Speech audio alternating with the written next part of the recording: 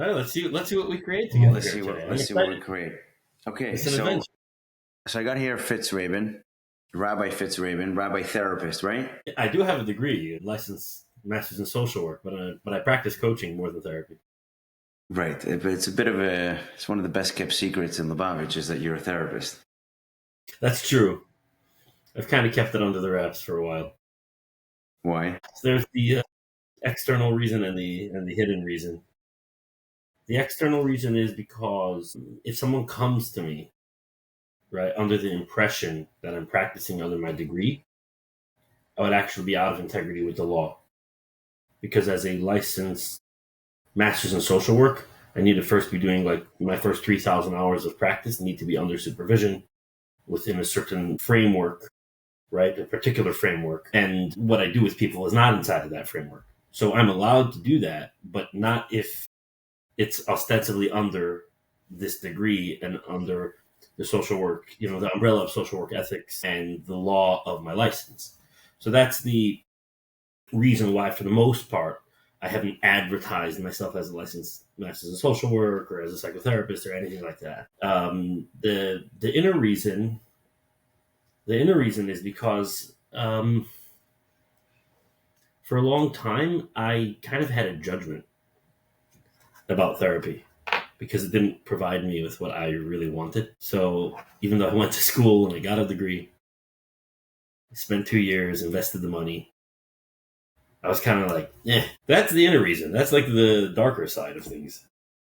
And it's actually been a long journey of like really coming to terms with the value of therapy and seeing its purpose and its value, I guess, in the right context or like in its right place, instead of thinking in like black and white terms all in. So what's different from what's the difference between therapy and coaching? I'm sure you get asked that a lot. I get asked that a lot, and I used to be a lot more passionate and strong about my answers to that question. It's weakened over time. But I can just share with you my own experience. Well, some of the people who I coach, for example, right, who have been to therapy, right? So sometimes I'll ask them, what's the difference for you between what we're doing and what you experienced in therapy?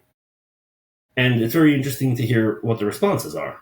Most recently, someone said to me, well, my therapist consistently wants to go back into the past and explore my past traumas and unravel those and unpack them.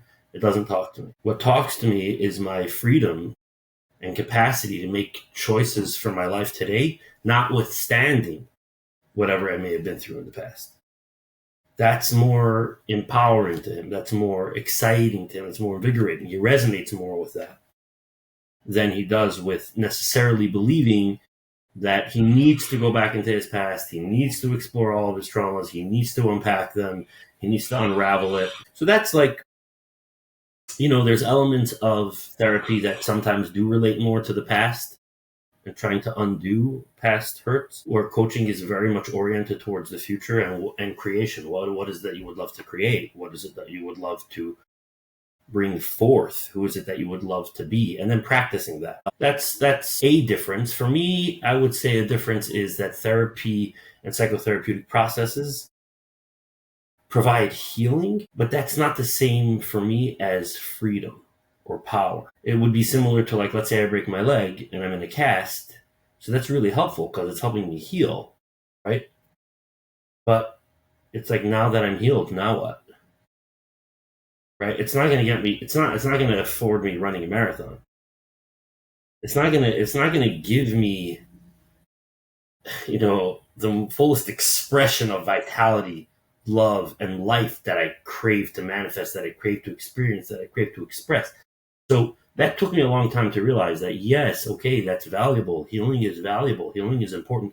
But I think I used to believe that it will give me everything, not realizing that healing can provide me with something meaningful and valuable and important.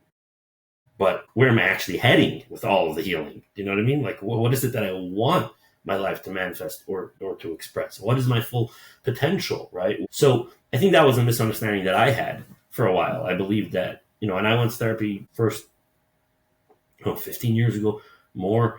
And, I didn't know anything about coaching or anything like that. I don't know if I would have even been open to it, even if I did know about it. But that's another distinction for me. And of course, there's overlap. I find that when I work with people, if it's in a coaching capacity, because I kind of have like two tracks, right? There's the therapy and then there's the coaching. And it's very clear in the onset what the person needs and what I'm going to do with them, or they're going to do with me, actually. And many times when it's in a coaching approach, I find them to be very stuck with their past, right? Actually, I wanted to ask you this idea. I think we spoke about it in the past at once, but somebody that wants the vision, wants the life, wants the change, they want everything you just said, to really move forward and recreate a life that they never thought was possible. Financially, with relationships, growth, maybe even sometimes having another child, or there's the actual actions that people take post sessions like these, right? But it's like gravity. There's something about the past that keeps on pulling back this person. I wouldn't say everybody. Everybody is affected by their past, and we could go down that route of childhood development and traumas and all that. But there's a type of person or a soul. I mean, I'm asking you this. You want to hear what you think, that it's almost like no matter how great the work that they're putting into is, they're going to find themselves back in their past. So sometimes I'm like, maybe this is the purpose in life. Maybe the neshama came down to this world to always look backwards. Like, I don't know. I'm not a... That's interesting. I was literally about to ask you. I mean, there's so much we could unpack over here, but I was literally about to ask you. Let's just go along with what you're saying, right? Let's just go along with that assertion that it's accurate, right? So, I think there's a supposition over here. There's an unspoken supposition over here that, okay, your past is pulling you back, and that's a broken system, and that's got to stop, and here's a way for that to end forever. That's kind of like that. That's kind of the unspoken. That's the undertone. That's the subtext, right? And the psychotherapeutic universe has been feeding that. I think has been feeding, for me at least. I'm just speaking from my own experience, because really the psychotherapeutic universe is so big, right? There's different ideas in there and so many different experiences. But my experience has been that the universe of psychotherapeutic conditioning has been feeding that notion that, past is holding you back and keeping you shackled. You need to become free of it if you ever want to be free. And we have that. We have the intervention to free. I've seen people spend years and years and years in that attempt, only to make incremental gains or very, very painfully linear progress.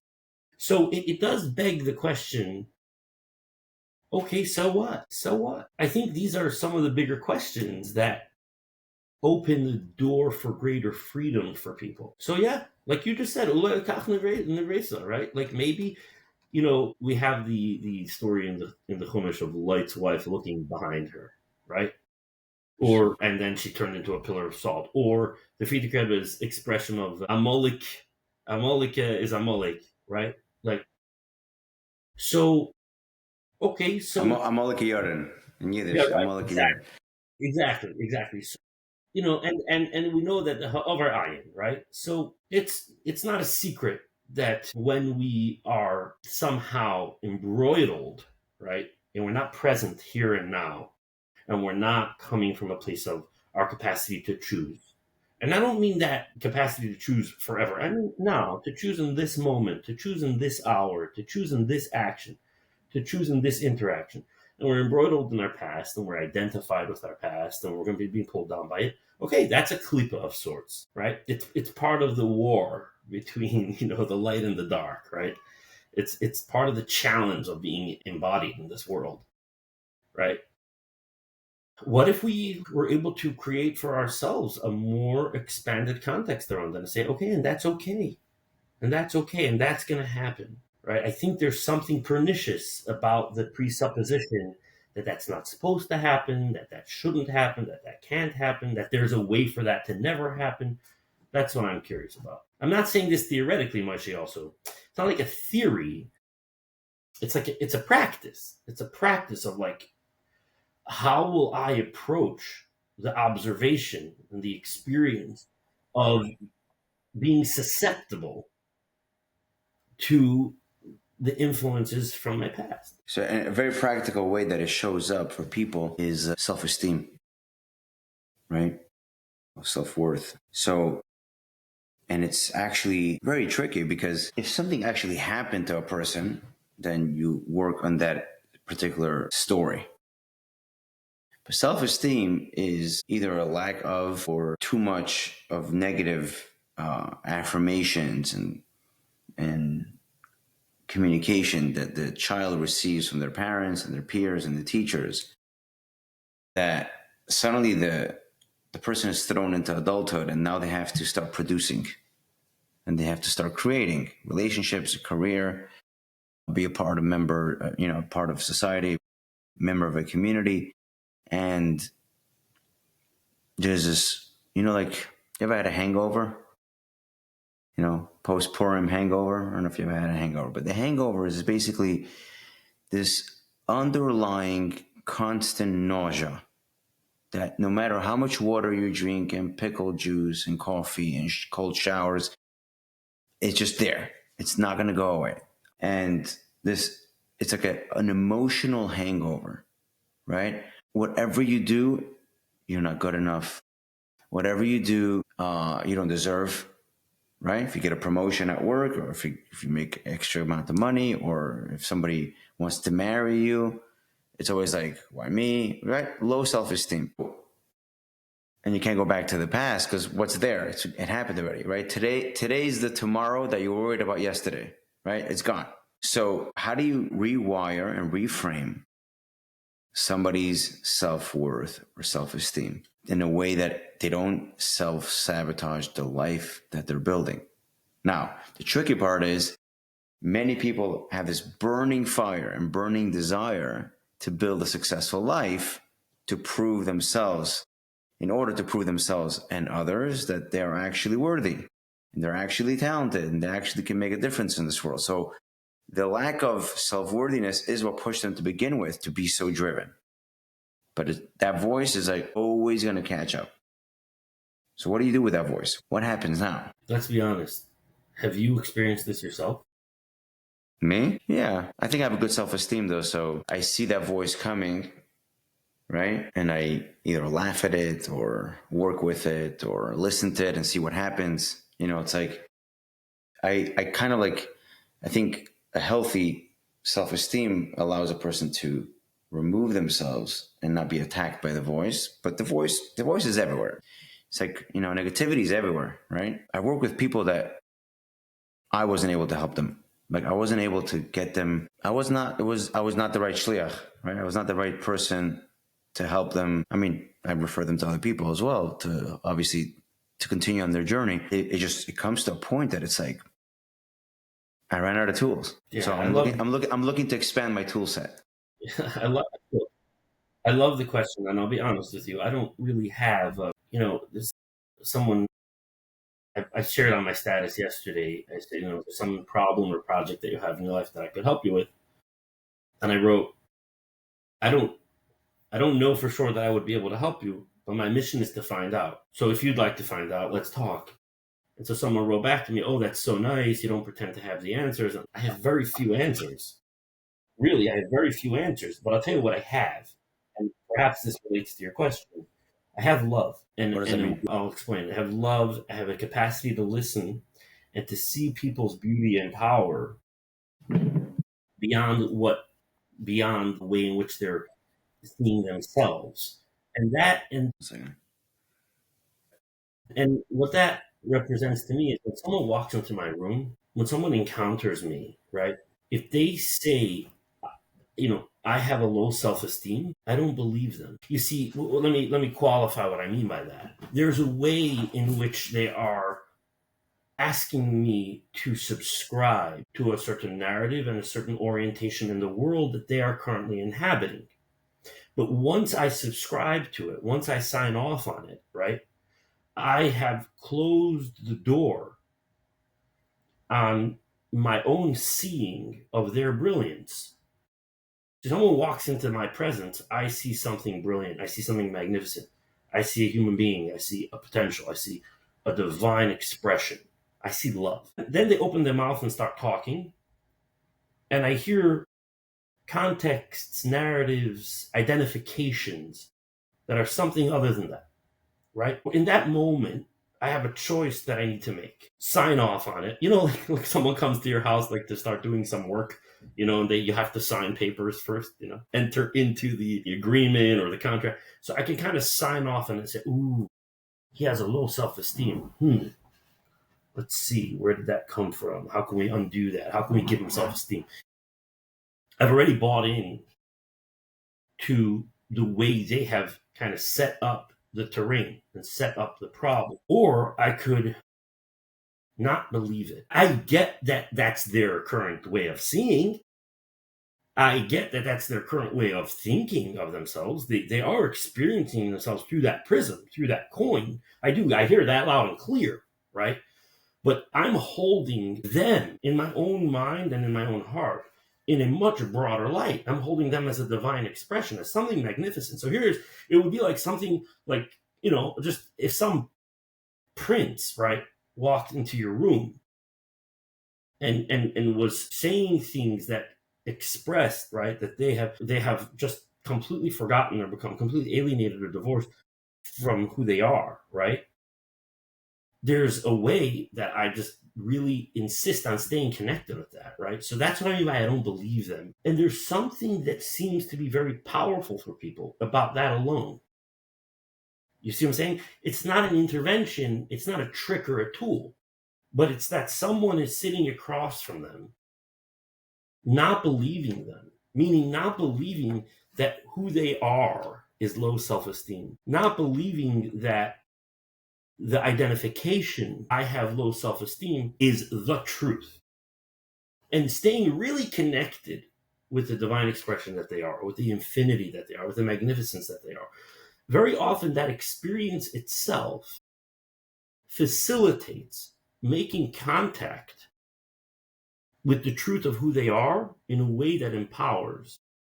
So it's not so much of a fix, because I don't look at it so much as a break. I don't look at this person, there's a broken system in this person, we need to fix that system in this person.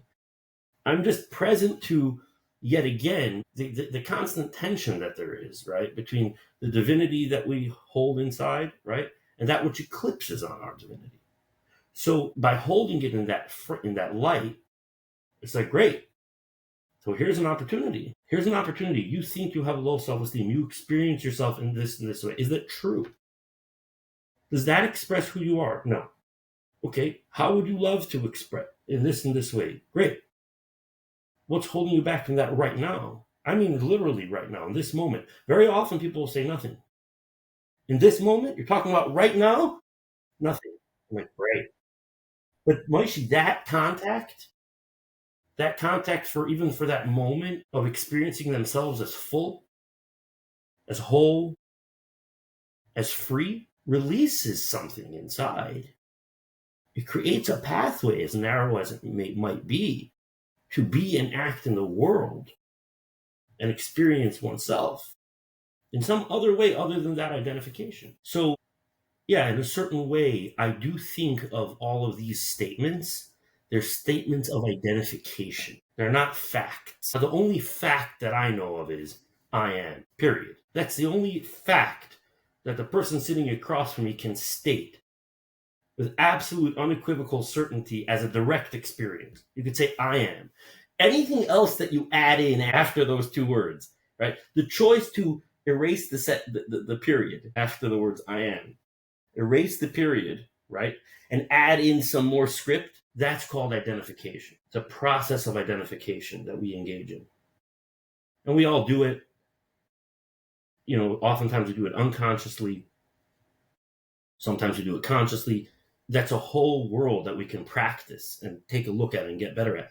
But that's why that's different. I used to hear someone say, I have low self-esteem. I've been through so much and I have such a low self-esteem. I'm like, wow. Oh my gosh. Yeah, how can we fix you? One of your systems is broken. Let's figure out how we could fix it, right? As if they're a victim of these circumstances and now this is their reality. As a coach, as someone who just loves people and I just never fully believe that. And I'm constantly noticing and holding an awareness of the way in which that person identifies that way. But that's not an identification that's coming from any conscious choice. So, but if a person comes and tells you their story, okay, then you're basically telling them, I don't buy that story. That's what you're telling them. What do you mean by that? I don't buy your story that you don't have a good self-esteem. No, it is your story. But what I would want for them to get to see that that's actually an identification that they have agency in. That's all I'm saying. Because we all have identities. We all have identities that we've fallen into. We all have the way we see ourselves. We all have the story that we're living from. You know the story my father once told me. The guy in Chelm, the guy goes to mikveh, and he's like, how am I going to know who I am? If everybody, I don't have my clothing that identifies me who I am. So he ties a red string on his left toe, goes into the water, comes out, and he sees the red string is in somebody else's toe. So he goes over to the guy and says, excuse me, I know who you are, right? Could you please tell me who am I, because I can't find my clothing, right? Somebody that for 30 years, 40 years, 20 years, right, has bunch of narratives of who they are. We all do. Yeah. And then when we start breaking down those narratives, like breaking them apart, it's very scary. It's frightening. It's like, I'm so hungry. And then when you eat, you're like, oh, I was so hungry.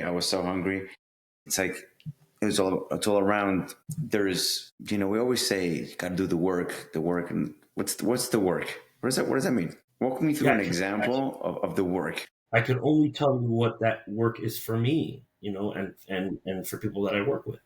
Right. I want to share an example. I'll tell you. It's the work of bringing conscious choice to who I'm being. In other words, to the identifications that I'm living through. So an example, let's say you wake up one morning and you're living unconsciously, right? Not unconscious. Right. What does it mean to be unconscious living? It means that a very shallow. I wake up in fear. I wake up in inadequacy. I wake up in shame. I wake up in isolation. These are instinctual, right? They're automatic. They're like default. It's like it's go-to. Yeah, and then there's that feeling of stuckness, and that feeling of failure, and that feeling of victimhood, and and then there's on top of that there's the shame and the isolation. I'm believing that I'm the only one, and why me, and all that, right? It's the package. It's the conditioning, if you will, right? It's years and years. It's years and years of practice. Negative practice, but right, but practicing. Perfecting, absolutely. It's years of practicing indulging.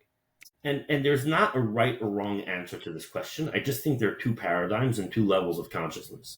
Mm-hmm. The question is, is my experience, do I have agency in my experience today?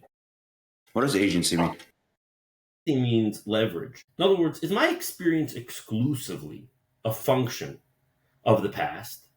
And is it exclusively a function of what other people did to me in the past or didn't do to me in the past? Or do I play some kind of active role in my own experience? That's not to create shame, but that's just to uncover some kind of source of power. So that's why I say indulging. I use the word on purpose, right? When we choose to look at things from the point of view of the way in which we are co-creators in our own experience, then there's an opportunity to notice, wow, I really have indulged in inadequacy, fear, shame, low self-worth. I've really indulged. I mean, think about it. What do? I wake up in the morning and I feel that. Do I do something to actually change it? Or do I kind of dwell in it for another hour? Do I have a non-tolerance policy for anything that is constricting to me?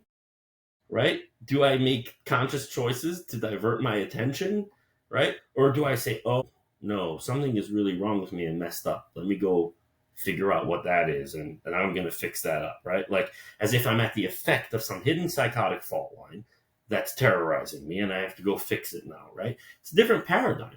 It's a different paradigm to believe that you're like You're being victimized by something, somewhere, someone. Let me go figure out what that is, who that is, whatever. Versus, I'm having an experience now. How am I participating in this? How am I contributing to this? So the work is regularly reorienting myself towards my experience, my actions and my interactions from the prism of the identifications that I'm living from. Have I consciously chosen them?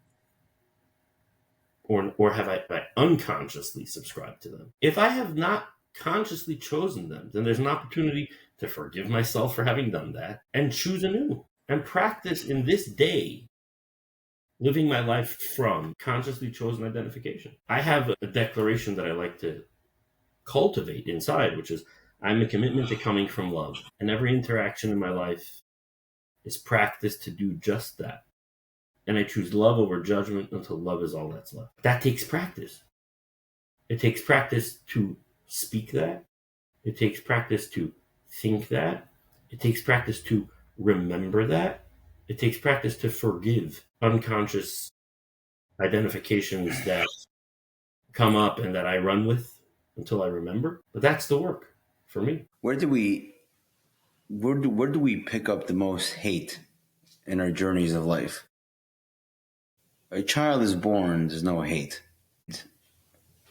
I would say, I don't know the percentages, but overall, there's a lot of love in most homes. Sometimes not. Sometimes it's expressed in a very interesting way. Where do we get these hateful ideas from? I know it's a very general question, waiting for a very general answer, but I think when we find the answer to where it comes from, and not to go to the past more again, but then we could laugh at it. Then we could be like, oh, it's not me. It was thrown upon me by someone, by something, by an environment. Somebody wants he wants the extreme people in his life, in his community, to still exist. Why? Because he went through change and growth in his life, and he needs to have that reference point still around. It's kind of like somebody leaves a gang and he wants the gang to still be there, to be like, look where I am today. But if there isn't a reference point, so then the growth is not as noticeable. You think there's like some truth to that? Or it's just cute? No, I think it's a stage. It's a stage. I think it's a stage. Eventually, when the transformation becomes so embodied, there's an inner knowing, there's a safety, there's a trust, there's a full alignment, and then there's no more need for to have that kind of reference point to kind of remind oneself or to hold on to. But I think it's a stage. More and more, Moishi, I've come to see so many aspects and elements of personal development, self-growth, healing as being on there's an arc, there's a growth arc. And so everything kind of makes sense when we're in a certain stage. But I think that I personally think a lot of the Maamir Hechalzu, and I've come to look at judgment, love versus judgment, right? Union and separation, right? Achdos and Pirud, Bittul and Yeshes, transparency and then obscurity. I've come to see these things as these are spiritual contexts that life on this plane arises within. It's the terrain. I no longer think about my own judgmentalism or fearfulness, right, as being sourced in some trauma of my past. I see it today as this is the war zone, that being a spiritual, a soul in a body, this is the war zone. This is the battleground, right? There's oneness, which manifests divinity and the innate underlying reality of everything. And there's separation, which is an experience of duality, an experience of something eclipsing divinity. And these are universal spiritual contexts. That's what Rebbe Rashab talks about in Hechalzu, right? That just inability to stand I just can't stand that guy, right? For no reason, and do anything to you. I just can't stand that guy. What is that? So again, and here is again where I have like a little bit of a disagreement with what I have been conditioned into believing from a psychotherapeutic perspective. Like something happened when you were in second grade, your father treated you this and that way. No, no. I mean, maybe those things happened, but that's not. There's a universal spiritual energy, a spiritual battle, energetic battle ground that we find ourselves in, and that arise within us. I think about the Alter Rebbe's Perek Aleph and Tanya, where he talks about the Nefesh HaBahamis. Right? He has this world view that the survival instinct is built out of Arba Yesodis Roim, and Kas V'Gaiva come from the Yesod HaIshinit, right? Etc. Etc. Atzlus come from the Yesod HaOfer. But what about trauma? What about a person's father beating them? Isn't it true that today I'm atzlos because of that? I have low self-esteem. Let's think about that for a second, right? Low self-esteem, stuckness, victimhood. We're talking about on a real existential level, right? Like in a real dark way. It's an expression of atzlos, stuckness, like libay metumtum ko'even, the Alter Rebbe writes in later chapters, right? There's these descriptions of like real stuckness in life, or all kinds of things.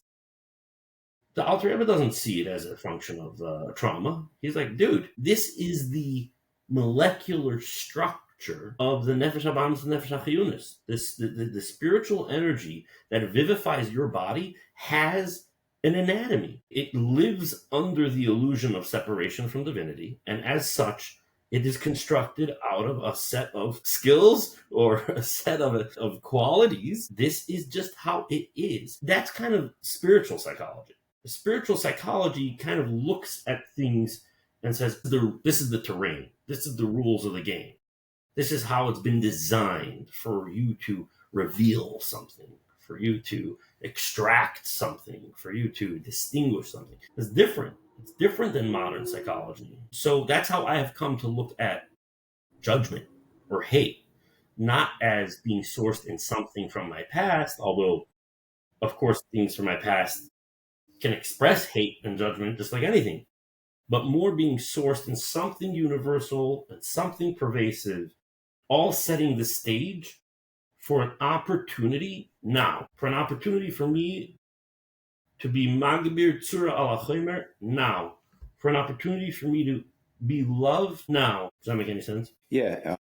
I was going to ask you regarding this, like you say this, right? Let's say somebody's more depressive. Is that because his Nefesh HaBahamis has more offer? Like, is this more of an offer component to it? Is that a thing? Like when the Alter Rebbe describes it, it's like everyone has exactly the same. Oh, for sure not. The same ingredients? No, I love that. I actually love what you just suggested. No, certainly everyone has a slightly different recipe, or else everyone would be exactly the same. Right? He talks about that. He says there's a Nefesh HaBahamis that's like a Shor Nagoch, and there's a Nefesh HaBahamis that's like a no, there's absolutely different recipes. Certainly, I think that's a beautiful way of saying it. That we all have a slightly different combination, right? Right. But it's interesting because I personally used to really, really push back on that kind of universal explanation. I was like, no, I was abused. I was hurt. I was, Alter Rebbe, whatever. I don't know. He's just talking about, pedestrian, garden variety stuff. But there was an ego trip in that, right? Because if I could pin my struggles on someone or something from my past, then I was no longer responsible to make a conscious choice day to day, moment to moment about what I want to manifest. You tied the red string tighter. It was a way to make sure that the red string in the mikveh doesn't ever fall off. Right. If you tell me, I'm sorry to hear that you were abused, and no one deserves that, and that should have never happened, and yet at the same time, you have a makeup, an egoic makeup, and a Nefesh HaBahamis structure that you're here to deal with, right? What is it? Alter Rebbe says, this is Yesod v'sheish kol ha'toirahu. Guf means identification with the body, right? Identification with separation, identification with survival, right? To transcend that identification and identify with the one, with the underlying. I mean, I didn't want to be told that. I didn't want to hear that, because it really, it's a huge responsibility to say, okay, here I am. This is the game. And it's practice for the rest of my life. It's practice choosing love over judgment for the rest of my life. It's practice somehow bringing in the light of Nefesh Elokis into my conscious, into my psyche, to vanquish the hold of the Bahamios has on me for the rest of my life. Come on, bring me an abuser that I could pin it on. That's not to say that there aren't people who abuse out there. There are. Unfortunately, there are people who are very abusive and hurt people. I'm not diminishing that at all. I've been through plenty of that myself. And hopefully, the more we purify the world and the more conscious our choices become, the more we can clean that up. So how do you put two and two together when it comes to Pirkei Avos, right? It says, right? And then it says, at one point it says, Harchik Mishochin Ra, right? Stay away from a bad neighbor. So I don't know if it applies so much, let's say in Brooklyn, because, there's so many shuls, there's so many schools, there's so many blocks, bad neighbor, it's like you pick up and you move, right? But especially in the Chabad world, but this applies to any community, you start moving to smaller communities and the communities start growing, but still it's a smaller community. So, and I never did a deep dive in Mefarshim on Pirkei Avos. I love it. I love Pirkei Avos, but I should do more deep dives and stuff, because it talks to me a lot. But now that we're talking about it, Hecholzu basically says, love everybody, and not everybody's for you, but it's like no judgment, right? But the idea of judgment is what helps you define what Harchik Mishochin Ra means. What's a Shochin Ra? If you're a forever loving, all-encompassing person, right? So then how do you identify what's a not good neighbor? And what's a person that's, let's say, having a bad influence on you and your family, or, whatever a bad neighbor means, right? So, sometimes, judgment is what keeps us alive. It's what keeps us safe. And we don't let somebody into our house. We're protecting our family, especially as the man of the house, the leader of the house, even though it's usually the woman that kind of will be like, protects the nest more. The man is out in the fields, right? It's a very thin line between canceling out everybody and, you love everybody, you cancel out. It's like the middle ground is very painful and hard. You understand what I'm asking? Yeah. I think there's a difference between discernment and judgment. Right? Discernment is a function of making observations, right? Like, what's a good influence on me and what's not good influence on me. That's not judgment. I don't think that's judgment. I think that's discernment. Discernment. I'm learning a lot of new words today. Discernment. Judgment is when I go past discerning what's good for me, and what's not good for me, or even what's good for, let's say, a project that I'm working on and what's not. And I condemn that individual, for being the way they are, rather than holding them in the light of compassion. So why do we judge, right? Why? And I always thought, to preface this question, that judgment is it's a spiritual, religious thing, right? I'm a better Jew than you. I'm a better Chassid than you. I do Rambam, you do Daf Yomi. I don't know. We're experts at judgment. Especially, I would say that if a person goes through a yeshiva system that's very high pressured, they're experts at judgment. They're experts they literally graduate, I would say, with a master's in judgment. There's such a thing, right? Because if you go to if you go through a yeshiva system, if you want to talk about yeshivas, the Pell Grant pays for something. You're saying? Definitely, we should go straight to PhD if you ever go to 100%. If you go through a system that's very relaxed and smile and wave and everything's good and let's chill, I find that those humans, when they get older, they're not as judgmental. It comes with its downsides, going through a much more relaxed system from an educational standpoint, from a being able to formulate an opinion and a view of life. Again, I'm generalizing, there's exceptions, but if you go through a system of education that's high pressure, highly competitive, highly judgmental, huge downsides are, you have to unlearn everything and really learn how to like love and accept without being threatened by the fact that if I love and accept you, my belief system, my truth, like what you were saying, is not in threat. It's almost impossible to know how to do that unless you've been training, like you said, for 10 years doing that. Obviously, the advantages of highly competitive environments is that, like I said, you're forced to have an opinion on everything.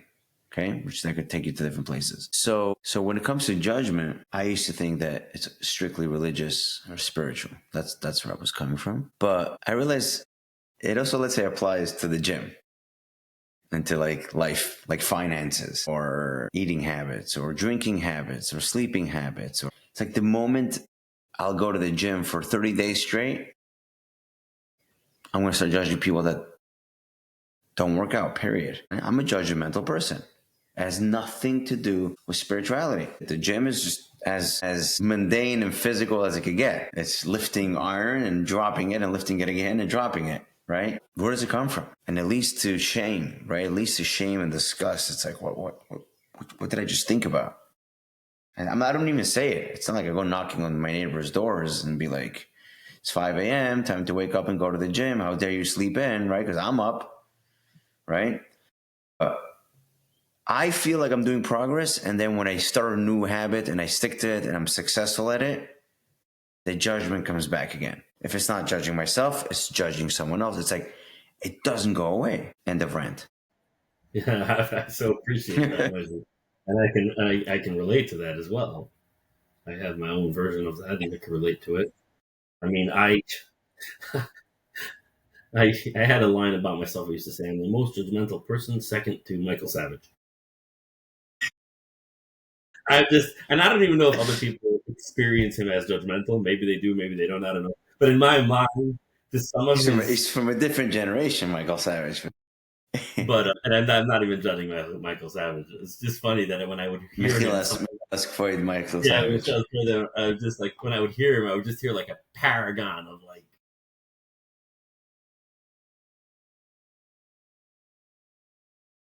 But his is organized judgment. Like he wakes up in the morning with a list of victims, right? That makes you feel safe. It's like, okay, this is it's not moody judgment. But look, I mean, there's so many things that I've discovered in my own life, and there's a couple different ones. There's the classic one, but I actually want to share something that's a little more personal. One of the things that I encountered for myself was that sometimes we have a hard time fully welcoming into our body and into our psyche and into our nervous system our own magnificence and our own achievements. It's hard to really welcome it in and like allow ourselves to fully acknowledge that we're changing. And when we have a hard time fully letting it in, fully experiencing it, the only way we could kind of feel it is if we look out over at someone else, see he's not doing it and put him down for it. Then we have more of a visceral experience of what it is that we're doing. I think that's something that the more a person slows down to really be present with what it is that they're achieving and who it is that they're becoming and really like allow that to fill them up, the less there's a need to kind of experience yourself through the differential with someone else that's highlighted by judgment. It's really going inside more and really just allowing, forgetting, yourself for going. You think the more a person feels good about themselves, the less they judge? Is that correlated? I think there's some truth to that. The more whole a person is inside, the less they judge. You see, but there's a difference when you talk about feel good about yourself. It's really the question is it self-obsession, right? Or is it just alignment? Like the Baal Shem Tov has a teaching where he says that is an loisa seidoiraisa. And I think what the Baal Shem Tov means, means to say is when there's like some kind of like preoccupation with a person's own achievements or own qualities or anything like that. And there's a preoccupation. It's a loisa seidoiraisa because that preoccupation with self, at the end of the day, it like cuts you off from the source of life, right? Like a tree, a leaf on a tree is not preoccupied with itself. It's connected and life is just flowing through it, right? So there's a way in which a person can be preoccupied with themselves and their achievements, which is really to be cut off from the truth of who you are. But then there's a way of just experiencing and allowing alignment. It's like, yes, this is coming through me. That's exactly how it should be. And I allow it to come through me. This victory, this win, this gift, right? There's just being present to it and allowing it to be fully as it is and as it isn't. And when that alignment is in place, there's no need to judge anything or anyone. And then there's the classical teaching of the Baal Shem Tov also, where he says that we basically judge in others that which we judge in ourselves. Right? Yeah, so maybe you went to the gym for 30 days, but you're still holding a secret judgment for why you didn't go to the gym the 30 days before these 30 days. And you're still holding a secret judgment about why you may not go to the gym for the next 30 days after these 30 days. Because, we do things sometimes inconsistently and we come, we go. So there's an underlying program of judgment even that surrounds even our achievements, right? It's like, if you did this, why didn't you then? Why didn't you? You got to somehow account for the dissonance. So there's underlying judgment inside. And so then that expresses itself by judging the other guy. The moment you forgive inside, right? And you're like, yeah, I'm imperfect. I win some, I lose some. I come and I go. There's room for all of it. Then you look over at the next guy and you're like, well, there it is. He comes and he goes. He wins some, he loses some. There's room for all of it. There's a verse from Nachum Breslov, I think, that says, right? If a person's so bucky in his chesronos, he also has to be bucky in his milas. A little bit different than maybe it's Yom. There's a teaching on the Friedrich Rebbe. It's brought in Yom. Kashem that a person has to know his chesronos, he has to know his milas. So maybe it's Yom. Because that's a function of honesty. The Baal Shem Tov's teaching is specifically hargoshas milas atzmai. I think that when the Baal Shem Tov says hargoshas milas atzmai, I think he's referring to some kind of preoccupation with it, some kind of feeling it, some kind of revolving around it. That's different than knowing it or acknowledging it or being present. By the way, the moment we take ownership, the moment we recognize our milas, then we have to do something about it. That's why we keep on pushing off that day that we sit down with a pen and paper and say, what's our milas? What do I bring to the table? Why did God recreate me today? Why am I different than others in a good way? And what I want to do with my life. And so we don't share it and we don't think about it because then I might fail. So stay mediocre, stay victim, and thank God life is only 120 years. It's like to pursue and to use your skills, high risk, man. High risk to it's too risky. You get fall flat on your face and say, I failed. Yeah. You can get laughed at. You can get judged. You know how many times, this is so interesting, by the way, because I had a client who one time I sat down with him and I'm like, okay, here's what you're going to do. And I don't do this always, but it just came to me in the moment, right? I said, you're going to write down 100 acknowledgments of yourself. It was the most brutal exercise for him. So what do you mean by acknowledgments? What's an example? I acknowledge myself for, enduring my childhood and my resilience. I acknowledge myself for building the business that I've built. I acknowledge myself for being the father that I am. I acknowledge myself for giving all the stuff that I've just acknowledging whether it's achievements or qualities, right? That his life has been expressing for the last 45 years. And it was so hard for him. It was interesting because to me, I'm looking at him and I see it all over him, right? I'm like, dude, you're an incredible human being. And it was so hard. After 20 or 30, it started to flow a little more. But this is actually one of the most difficult exercises for a lot of people. Just to have an honest reckoning of their own beauty and their own magnificence. It's interesting. Do you ever feel like you have to rewire a client's unrealistic expectations? I'll explain what I mean. A client has these visions or expectations, not just client, but let's say a friend, a person, and he's going to be a multimillionaire and he's going to own, I don't know, 100 nursing homes in the next 3 years. Okay. And your gut, as a smart person, as a therapist coach, or as an outsider, right? You look at him and you're like, it's not you. You're not a business builder, operator, fundraiser for investment. It's just you'd be a good therapist, or you would be a good accountant in a firm. And your family needs you to do that. 9 to 5. Stop copying your friend and what everyone else thinks is success. And because you're failing so much, you're thinking about the person, he's failing so much, it's starting to trigger failure, depression, anxiety, sadness, bias, challenge. It's like, was there ever a moment like that? Or it's always like, whenever the person shows up, whatever it is that they want to do, I am here to help them attain their dreams. In my experience, I've done both. You've done both. I've done both.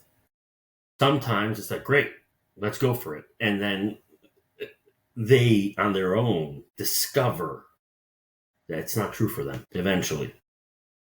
But can you explain how that works? Because there's people that are like, they'll never do that because the moment they get close to that truth, it's like, oh, I'm just being lazy. Yeah. What do you mean? Anyone could do whatever they put their minds to. Mm-hmm. Why can't I do it? Why is it my truth that I can't be this successful? It's not about can't. Oh. It's not about can't. It's just that in this scenario, right? In this scenario, let's say I go along with it, right? Oftentimes a person will encounter on their own, this is not the expression that there's the expression of their own self and the expression of their purpose that they actually desire most. It's not can't. I mean, yeah, potentially you could. If you're willing to do, maybe you could. But when people have these ideas that somewhere inside they believe they have to achieve that in order to make themselves whole, complete, compensate for something, whatever it is, very often through our journey together, through our work together, they on their own will encounter within themselves, like, yeah, that's not where I'm come most alive. That's not what I'm really committed to. Other times I will say to a client, like, it doesn't work that way. It just doesn't work that way. I mean, this happened the other day. I'll take a different example. It wasn't, 100 nursing homes in 3 years. It was a very successful entrepreneur, business owner, father, husband. He's talking to me about his bedtime. He's a night owl. He loves the late hours of the night. Years and years habit going to sleep 2, 3 in the morning. And he wants to change. He wants to change early bed, early rise. He's like, and I've tried it and it hasn't worked. I'm like, okay, tell me, what have you tried? I went to sleep 3 nights in a row early, like a year ago, and it just didn't continue. And somehow in the conversation, he tells me about the melech melezes. There's a word that if you do something for 40 days in a row, from melech says that it creates a new, you replace the habit, it creates a new habit. I'm like, dude, that is never going to happen. You are never going to go to sleep early 40 nights in a row in your life. And it opened up a whole conversation about completely distorted ideas of how this goal might actually be achieved. And I shared that with him actually from my own personal experience, because I'm also the night owl. For years, I went to sleep 2, 3 in the morning. And I would go to sleep 2, 3 in the morning, Moshe, but it wasn't even like a bad I didn't even think of it like a bad habit, like something that I wanted to change. To the contrary, I loved it. It invigorated me and vitalized me. And I even had a philosophy around it. It was like my way of defying the world, defying norms, defying what the society and culture say. You got to be asleep at night and up at day. I'll live my way. So it vitalized me on every level, right? That today, more often than not, I'm in bed at 9:30 or 9:45 and up at 4:45. And so we it opened up this conversation about how does that happen, right? And it does start with 3 nights in a row if you are able to view those 3 nights in a row as the start, and then come back and build on it, and come back and over after 2, 3 years, you can change that habit comfortably, right? But most people, a lot of people don't think of creating transformation in that way. So anyway, that was one example where I was just like straight up like, dude, what are you talking about? The whole idea is misguided. So there's both. But I find, Mushy, that there is value. Sometimes there's value in going along with whatever the person is saying it is that they want. I want them to discover what's true for them through their experience, through their attempt, through encountering the world. It's powerful. My job is not to protect them. I mean, they're going to blame you if they fail. So maybe you should protect yourself. Then we'll deal with that. Right. Right. And we'll look at who, if blaming other people for their failures is like a go-to for them. We'll look at that. How does that work for you? I might ask them, how does it work for you to say, you should have told me? Like, how does that work for you? And very often, if I would say it, they wouldn't accept it. And they shouldn't. I had a coach that told me, don't start a podcast. Don't start. It's not for you. Just don't do it. That's not what you need. We had a nice run, and that was we finished our term. And then a few months later, I was like, you know what? I'm starting my podcast. I had a list of people that I went to, and I bought a microphone, and the first one failed, just the whole audio thing. And it's always a learning progress. And then one day out of the blue, he texts me. He's like, I just heard your podcast. It's amazing. Good for you. He wrote something else. I think he said something like, this is something you always wanted to do. I was like, should I answer him? Should I not? I was like getting, my Yisoid Eish was consuming me. Yep. And I wrote to him. I was actually, something? It's funny it's coming from you because you're the one that was adamantly against that. For 6 months, I just kept on bringing it up. You need to do a podcast, So I wasn't blaming him. But in a sense, by the way, now that I'm thinking about it, it's because of him. I wanted to piss him off. I wanted to show him my inner competitive child part of me was like, I'm going to do this. You tell me I can't, I'm going to do it. So he answered back. He was like, yeah, but the point is that you did what you wanted, not what I wanted. I was like, okay, you're right. And that really is the point, by the way. The way I see my job is to fan the flames of love, of vitality, of passion, of creativity, because that leads people to places. And I've seen people I've worked with create incredible things in the world that they really believed was impossible. Incredible impact, income, leadership, organizations, incredible things and not only that they thought was impossible, all their friends were telling them, no, what kind of plan is that? How's that going to work? That doesn't make any sense. Then there's something to be said about it. That lights me up. It lights me up to be that voice. I tell people, not all the time, but I've shared this with people. I said, I'm crazy, but you know something? People are so normal, they pay me to have some crazy in their life. And it's true. I find that many times you start helping somebody and they start resenting the fact that they're paying you, because it's like, it actually happens to me when I get a fitness coach, right? The coach shows up 3 times a week, pushes me. The moment my body starts changing and I actually start seeing results and feel better about myself, I lose weight, I get stronger. The first thought that comes to my mind is like, why am I paying him? I know what I'm doing in the gym. So I go through the cycle, I fire him. I get, it's like, I could do this myself. 2 weeks later, I'm back at doing nothing. Crawl back to him and text him and be like, okay, you're right. It's, I guess it's human, it's a human condition, human nature of when it's going good, I don't need anybody. I always tell people, I'm not here forever. I'm not going to be your coach for the rest of your life. I'm not going to be there. I'm not. You called me, you reached out to me. They used to put us together. If I could help you, 3, 6 months, maybe 12 months, but I'm going to let you know when we're done. If you don't let me know before, right? And that relieves pressure on people because it's the truth. We're going to work things out. We're going to build things. I'm going to help you, coach you. been a journey, ups and downs, good days, good sessions, terrible sessions. But then someone else is going to take over. A different style, a different energy, more, different goals. That's a relief, right? Because otherwise it's like, Mater Satsuma, you need me forever. You need a coach forever. I'm the right guy. Until it breaks, I'm the right guy. What do you think about that? That's really interesting. I appreciate you sharing that. I think that's why, going back to your first question, for me, what's like a difference between coaching and therapy? For me, I really think about coaching like you don't need coaching. I really, really, really think of it like that. You do not need coaching. I mean that. Does Tiger Woods need coaching? Yeah. No. They all do. I mean, all these guys have 40 coaches, 20 coaches, each one for a different part of their body. Does he need it? Does Tiger Woods need coaching? I mean, he needs marriage coaching, that's for sure. I mean, but in general, I think that someone like performers, right? Like, I don't think that their orientation is I need coaching, as in there's something on an existential level that's wrong or broken that needs fixing, and therefore I need someone to come in and help me.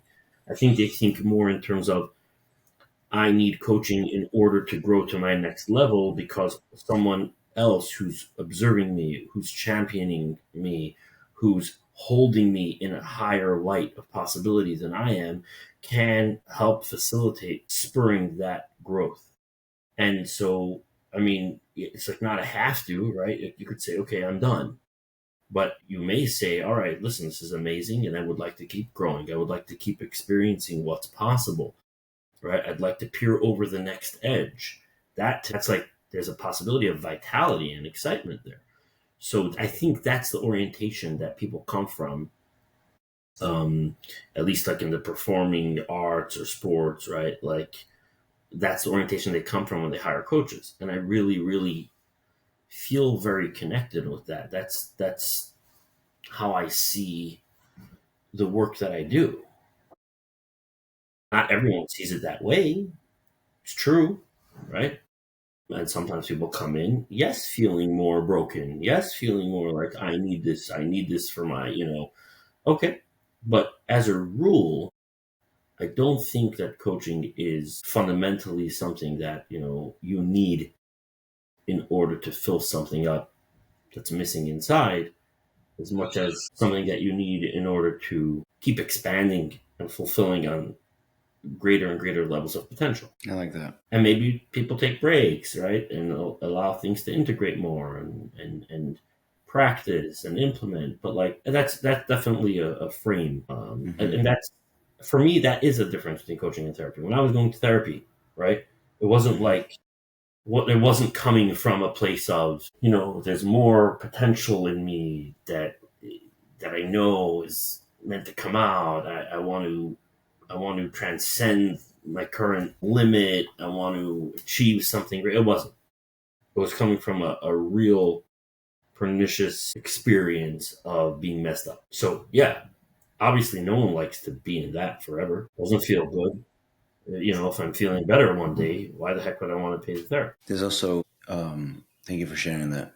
There's also the marriage aspect of it, right?